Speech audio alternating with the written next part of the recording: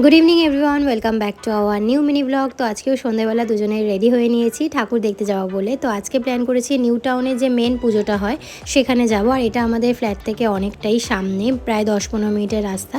তো চলে এসেছি, আর এসে সারপ্রাইজিংলি দেখছি একদমই ভিড় নেই, মানে একদম মুভিং, সবাই যাচ্ছে, কোনো লাইন টাইন নেই। আমাদের দুজনেরই এরকম প্যান্ডেল দেখতে বেশ ভালো লাগে, যেখানে এরকম মুভিং থাকবে, সবাই যাবে, ঠাকুর দেখবে, চলে আসবে। ওরকম লাইন দিয়ে দেখতে একটুও ভালো লাগে না। তো বেশ ভালো ছিল, মানে প্রপার ম্যানেজমেন্ট ছিল।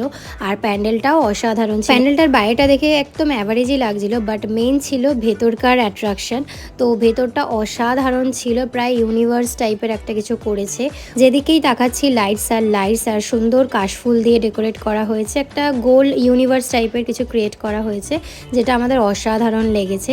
ফটোর জন্য তো পারফেক্ট ছিল। প্যান্ডেল থেকে বেরিয়েছিল হ্যাপি স্ট্রিট, যেখান থেকে আমরা মোমো ফুচকা সব খেলাম, তারপরে আসলাম বাড়ির দিকে। তো ব্যাস, এই ছিল আজকের মিনি ব্লগ।